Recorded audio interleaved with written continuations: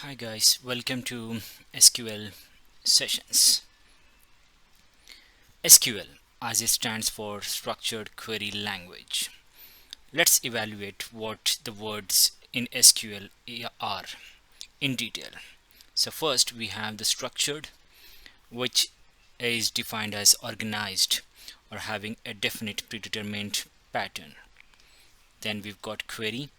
Query is nothing but a question or something where you look for an answer. Language. Language is a system of communication.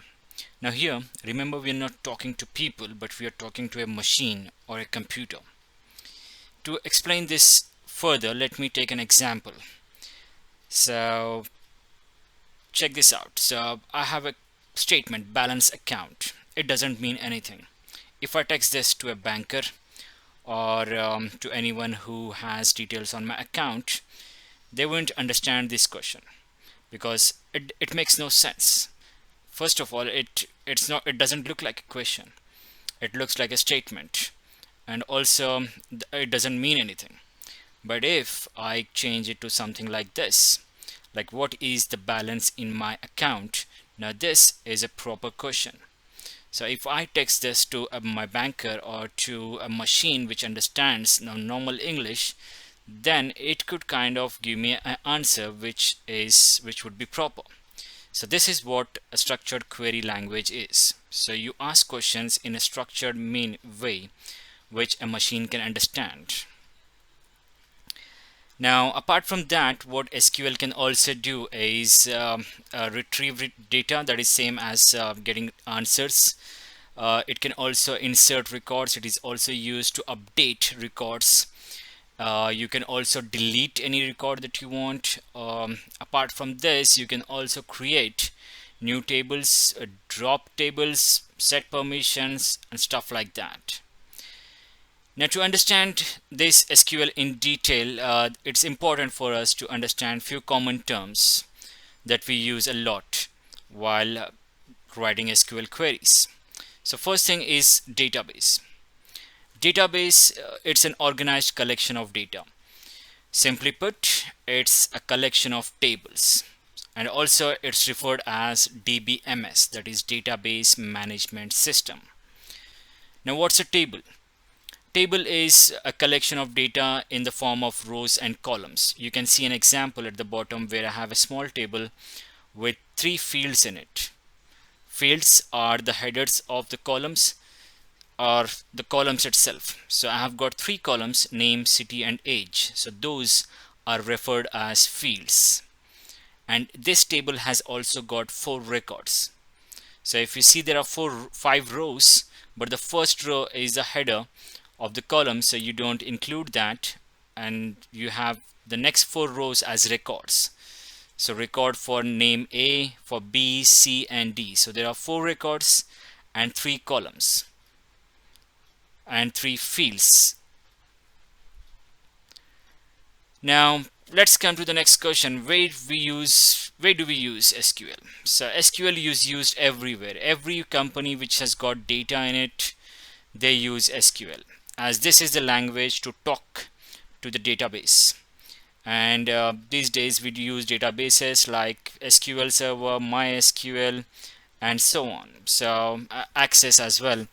And we use these databases to store huge amounts of data.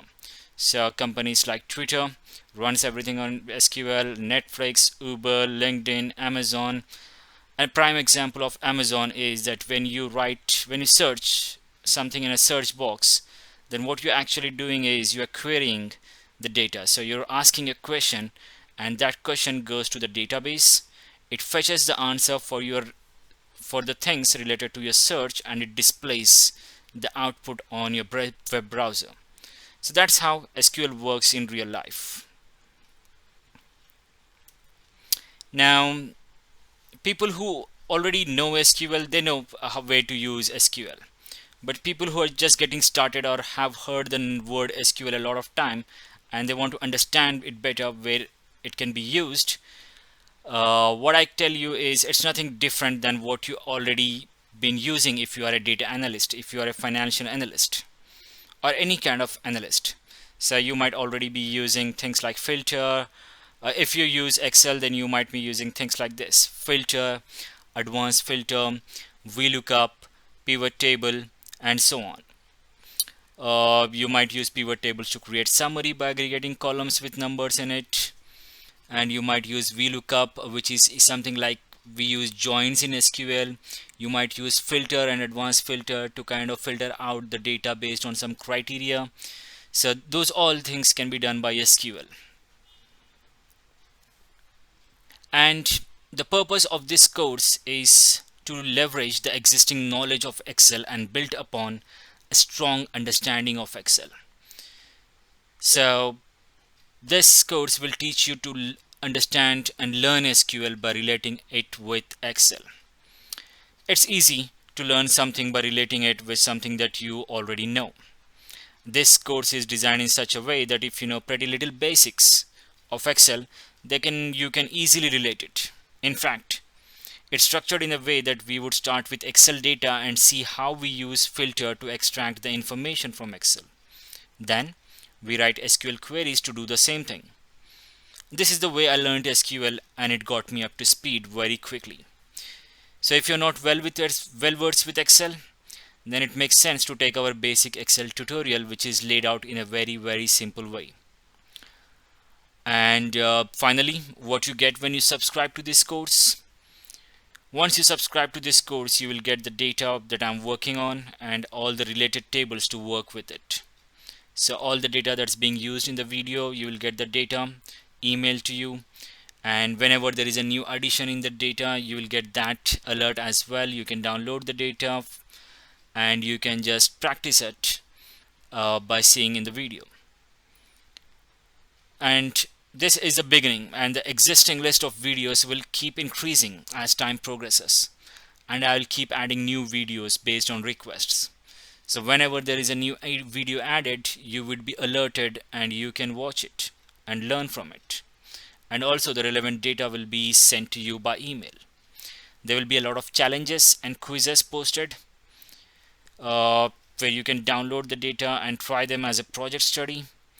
And also if based on request, I'll keep adding more videos. So this is how this course is structured, and I hope you will learn SQL in an easy and efficient way. Thank you, and see you in the course.